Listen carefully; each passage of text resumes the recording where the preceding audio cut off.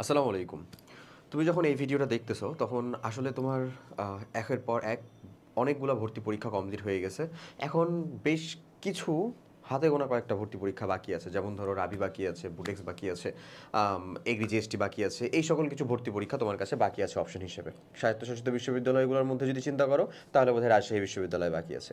এখন আজকে আমরা একটু নিজেকে অ্যানালাইসিসের মাধ্যমে একটু চেষ্টা করব যে কীরকমভাবে আসলে মানে আমাদের ভিতরে ভুলটা কি হচ্ছে সেটাকে ধরার চেষ্টা করতে হবে, এবং কীরকমভাবে পড়াশোনা করলে রোজার একটা মাস সহ পরবর্তী যে কয়েকদিন আছে, রাবি ভর্তি পরীক্ষা তো তোমার 26শে এপ্রিল, তুমি জানো যে কিছুদিন সময় আছে সেই সময়টুকুর ভিতরে তুমি যদি এই কাজটুকু কমপ্লিট করতে পারো তাহলে ইনশাল্লাহ রাজশাহী বিশ্ববিদ্যালয়ের শুধু একটা চান্স না, ইনশাল্লাহ টপ পজিশন করতে পারবা।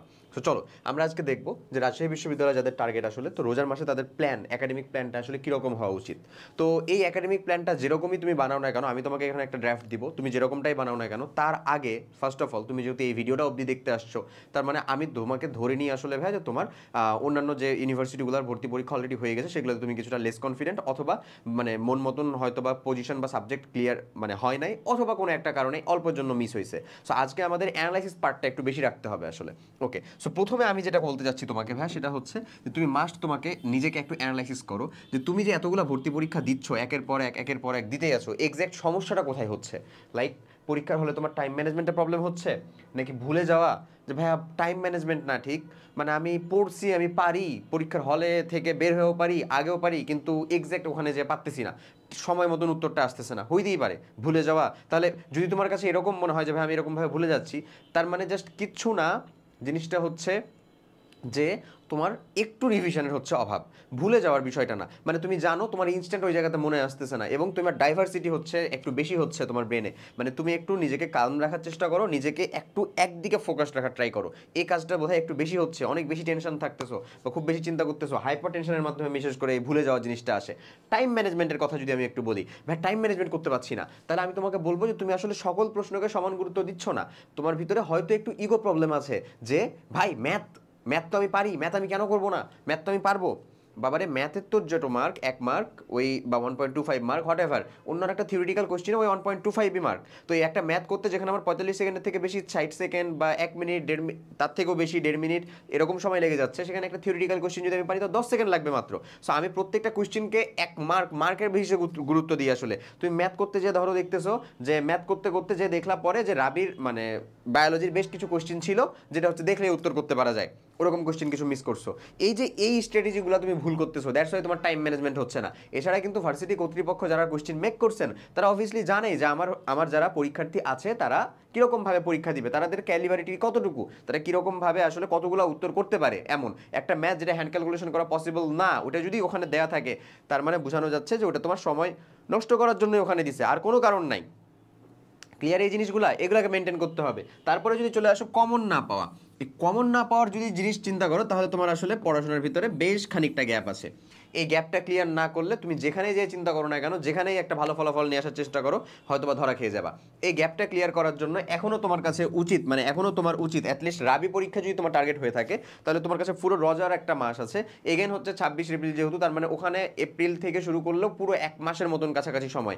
এতটা দিন সময়ের ভিতরে গ্যাপ ক্লিয়ার করে একটা ভার্সিটি অ্যাডমিশনের ভিতরে অ্যাপেয়ার হওয়ার মতন পড়াশোনা বা প্রস্তুতি নেওয়া যায়, আমি নিজে নিয়েছিলাম। সো এটা খুব বেশি কঠিন কিছু হবে না আশা করি, ঠিক আছে। ওকে, সো এই কমন না পাওয়ার ইস্যুটা হচ্ছে যে তুমি ভুল ডিরেকশনে পরিশ্রমটা দিচ্ছ, তুমি দিচ্ছ আমি মানলাম, তুমি পরিশ্রম করছো না এমন না, আমরা সবাই পরিশ্রম করি, কিন্তু ভুল ডিরেকশনে পরিশ্রম করে আমাদের ফলাফল খুব একটা বেশি বের হয়ে আসবে না ভাইয়া। ওকে, আচ্ছা, তারপরে আসো বেশি দাগানো। এটা কারা করে জানো? এটা হচ্ছে মধ্যস্থতাকারী কিছু পাবলিক, এই যারা ওয়েটিং থেকে আসে না বা ওয়েটিংয়ের পরেই যাদের অবস্থান, তারা আর কি মেনলি এই কাজটা করে। বিলিভ মি, এই কাজটাই করে, এই কাজটা তুমিও করতে পারো। এই কাজটা হচ্ছে কারা, মানে ও জানবেই না, নিজের অজান্তে করে ফেলে বেশি দাগানো। বুঝছো? বেশি দাগানোটাকে খারাপভাবে চিন্তা করো না, বেশি দাগানো বলতে ভুল দাগানো, আসলে লোভে দাগানো। মানে ও জানে একটা জিনিস ডাইলেমার ভিতরে আছে, যাবো কি যাবো না, যাবো কি ওরকম আর কি, দাগাবো কি দাগাবো না, দাগাবো কি দাগাবো না, এরকম থাকে। হ্যাঁ, তো আমি তোমাকে বলবো অ্যাটলিস্ট 80% কারেক্ট না হলে বাবারে দাগানোর দরকার নাই। এখন তুই যদি দেখিস যে তোর হচ্ছে 80টা কোয়েশ্চেন, যার ভিতরে কমনই পড়ছে মাত্র 30টা, আর কমনই পড়ে নাই, তাহলে তো পরীক্ষা তোর হাতে থেকে এমনিই গেছে, তুই 30টা কেন 80টাই দেখায়, সমস্যা তো নাই।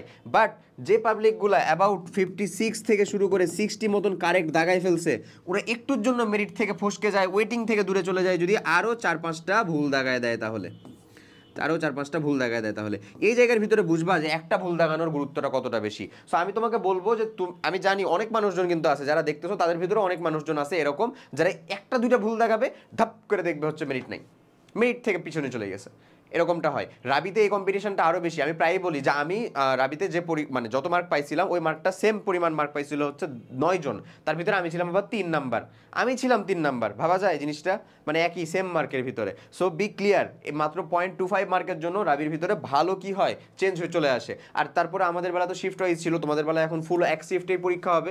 সো তোমাদের জন্য আসলে শুভকামনা এমন। আচ্ছা, সো মেইনলি এই 4টা জিনিসের উপর ভিত্তি করে তোমাকে এখান থেকে তোমার যেই ঝামেলা, একাধিকও হইতে পারে একটাও হইতে পারে, যে ঝামেলাটা হচ্ছে সেটার জন্য এখনই একেবারে আটঘাট বেঁধে লেগে যাওয়া উচিত। এখন যদি চিন্তা করো যে এক্স্যাক্ট তুমি তোমার একাডেমিক প্ল্যানটাকে কিভাবে সাজাবা, সামনে যে একটা রোজার মাস আছে, তারপরে হচ্ছে আরও 1 মাসখানিক প্রায় সময় আছে সেটার ভিতরে, তো সারাদিন তোমার কাছে একটা টাইম, এবং হচ্ছে তারাবি পর সেহরি অবধি একটা টাইম, এই তারাবি পর সেহরি অবধি একটা টাইম, এবং এই যে ধরো আমি নিজেই এখন হচ্ছে ইফতার করার পরেই জাস্ট হচ্ছে রেকর্ড করতেছি, মানে ধরো এই টাইমটা হচ্ছে আমি রেস্ট নিইনি, বাট আমি তোমাদেরকে প্রেফার করবো তুমি এই সময়টা একটু রেস্ট নিয়ে নিও, ঠিক আছে? এটা তোমাকে একটু কি দিবে, মানে পরবর্তীতে একটু ওই যে তারাবি পরে ধরো করার জন্য, ভালো একটা পরিশ্রম দেওয়ার জন্য ভালো একটা হচ্ছে ন্যাপ হিসেবে কাজ করবে, ঠিক আছে? সো তোমাকে একটা তোমার এনার্জি রিস্টোরেশনের মতন কাজ করবে, যে তোমার এনার্জিটা রিস্টোর হচ্ছে এরকম। সো এইটাই সারা দিনের যে টাইমটা এবং তারাবির পর সেহরি অবধি যে টাইমটা, এই টাইমটাই তুমি পড়াশোনার ক্ষেত্রে মেইন কাজে লাগাবা। এবং তোমার যদি নিজের উপর আত্মবিশ্বাস থাকে যে মোটামুটিভাবে তোমার একটা জিনিস মানে সার্টেন কমপ্লিট, তাহলে তুমি ফার্স্ট যে প্রায়োরিটি জিনিসটা ধরবা সেটা হচ্ছে রাবির কিউবিটাকে সলভ করে ফেলো ভাইয়া। এবং আমি তোমাকে বলবো এটা মিনিমাম হচ্ছে 2বার করবা, মিনিমাম এক রোজার মাসের ভিতরে মিনিমাম 2বার করতে হবে, এক রোজার মাসের ভিতরে। জাস্ট তোমার ভিতরে যদি গ্যাপ থেকে থাকে তাহলে গ্যাপ ক্লিয়ারের জিনিসটাকে পাশাপাশি রেখে তারপরে তুমি রোজার এটাকে ক্লিয়ার করার চিন্তা ভাবনা করবা। এখন এটা করার একমাত্র উপায় হচ্ছে কন্টেন্টের জন্য আমি বলবো টপিক ওয়াইজ সাজানো কন্টেন্ট নিবা, সেটার জন্য কিউএনএ, আরইউসি ইউনিট, অ্যানালাইসিস, মেগাবুক আছে। এছাড়াও যদি তোমার কাছে অন্য কোনো একটা সংগ্রহ থেকে থাকে তাও বেটার, বাট আমি বলবো সাল ওয়াইজ না, কি ওয়াইজ করো, মানে অবশ্যই এটা যেন টপিক ওয়াইজ করো, তাহলে তোমার ইজি হয়, গোছানো হয়, মাথার ভিতরে অন্তত প্রেশার বা টেনশন কম হয়, ঠিক আছে? আর কন্টেন্ট কমপ্লিট করলে হয় না ভাই, সাথে সাথে ক্লাসও লাগে। সো ক্লাস কমপ্লিট করার জন্য একটা উত্তম সোর্স হতে পারে হচ্ছে এই যে আমাদের RUC unit analysis crash course, যেটা ঠিক আছে। এই ক্র্যাশ কোর্সের ভিতরে 22+ এক্সক্লুসিভ জাস্ট কিউবি সলভ আছে, question bank solve, specially dedicated to RUC unit, যে ক্লাস মানে ক্লাসগুলো আমরা নিজেরা নিছি আর কি, সম্পূর্ণ রেকর্ডেড থাকবে। এছাড়াও ভার্সিটি কোয়েশ্চেন ব্যাংক সলভ ক্লাসও তোমার ভিতরে ইনক্লুডেড দেওয়া আছে। আরইউসি ইউনিট মেগাবুকের ইবুকটাও এখানে পেয়ে যাবা, as well as RU standard exam দিতে পারবা। এই অল ইন অন আছে হচ্ছে এই ক্র্যাশ কোর্সের ভিতরে। সো যাই হোক, এই কাজটাকে তুমি করতে পারো। এগেন যদি আমি এর পরে চলে আসি যে তারপরের প্ল্যানটা কি হওয়া উচিত ভাই, সেটা হচ্ছে থিওরি গ্যাপ ক্লিয়ার করা। এটা আমি ওখানেও বললাম, তোমার ভিতরে যদি কমন না পাওয়ার টেন্ডেন্সিটা থেকে থাকে তো থিওরি গ্যাপ ক্লিয়ারটা মাস্ট। থিওরি গ্যাপ ক্লিয়ারটা না করে আসলে খুব তুমি যেখানেই পরীক্ষা দাও না কেন খুব একটা ভালো ফলাফল বের করে নিয়ে আসতে পারবা না, ওকে? এবং লাস্ট বাট নট লিস্ট সেটা হচ্ছে কনসিস্টেন্সি। এই সময়ে তুমি অলরেডি হচ্ছে এতগুলা ভর্তি পরীক্ষা দিছো, এত প্রেশার মাথার ভিতরে, এত টেনশন কাজ করছে, এত পরীক্ষার আগের রাতে না ঘুমানো, উপকের থেকে হীনমন্যতা, এর কাছ থেকে এই একটা হেও কথা শোনা, মেলা কিছু যাচ্ছে ভাই লাইফে। বাট এই কনসিস্টেন্সিটা ধরে রাখতে হবে যদি তুমি এগুলোকে দূর করতে চাও। বিলিভ মি, এই মানুষগুলাই তোমার 180 ডিগ্রি উল্টা একেবারে কি করবে, মান সম্মান দিবে, সম্মান শ্রদ্ধা করবে, তোমার ব্যাপারে গর্ব করবে। জাস্ট তোমাকে একটা কামব্যাক দিতে হবে, জাস্ট একটা রেজাল্ট, ফলাফল দেখাতে হবে। আলটিমেটলি ফার্স্ট আমাদেরকে জাজ করার জায়গাটাই হচ্ছে ফলাফল। সো তুমি যত যাই বলি না কেন, যে যত যাই আমরা শিখি না শিখি, আলটিমেটলি তোমার ফলাফল যদি, আমার ফলাফল যদি ভালো না হয়, ঠিক না হয়, তাহলে সমাজে হচ্ছে আমরা সফলিত না। এটাই স্বাভাবিক, এটাই বাস্তবতা, ওকে?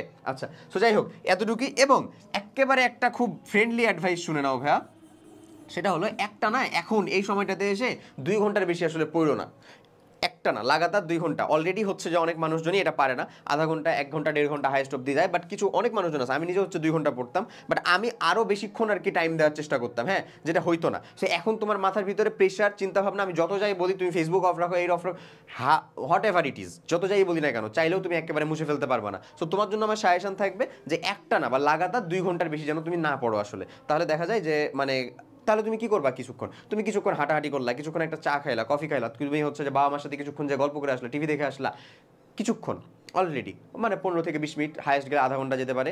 এটা তোমাকে রিচার্জ দিবে, ফুয়েল দিবে তোমাকে আবার আরেকটু পরিশ্রম করার জন্য, ক্লিয়ার? এবং নিজের মোটিভেশনের সর্বোচ্চ জায়গা হচ্ছে নিজের বাপ মা ভাই, আর কোথাও না, অন্য কোথাওই না। আমরা যত যাই বলি পড়তে বস, নিজের বাপ মার দিকে তাকে যদি মনে না হয় যে পড়তে বসা দরকার, তাহলে আসলে দুনিয়াতে আর কেউ তোমাকে মোটিভেশন দেওয়ার মতন নাই। সো হোয়াট এভার, যত যাই হোক এইসব কথাবার্তা, আলটিমেটলি লিস্ট একটা পরীক্ষা আছে আমাদের আরইউসি ইউনিট, স্বায়ত্তশাসিত বিশ্ববিদ্যালয় হিসেবে, এছাড়াও এগ্রি জিএসটি তো আছেই। যদি চিন্তা করি হচ্ছে যে রাবিতে একটা ভালো পজিশনে আমাকে দেখতে চাই, তাহলে তোমার জন্য অনেক অনেক শুভকামনা। যেরকম ভাবে বললাম সেটা মেনে চলার একটু ট্রাই করো। ইনশাল্লাহ এই রোজার মাস প্লাস হচ্ছে সামনের যে একটা মাস সময় আছে, এতটা দিন যদি এরকম কনসিস্টেন্ট পরিশ্রম করতে পারো, ইনশাল্লাহ তুমি ভালো করবাই। সবাই ভালো থাকো। আল্লাহ হাফেজ। আসসালামু আলাইকুম।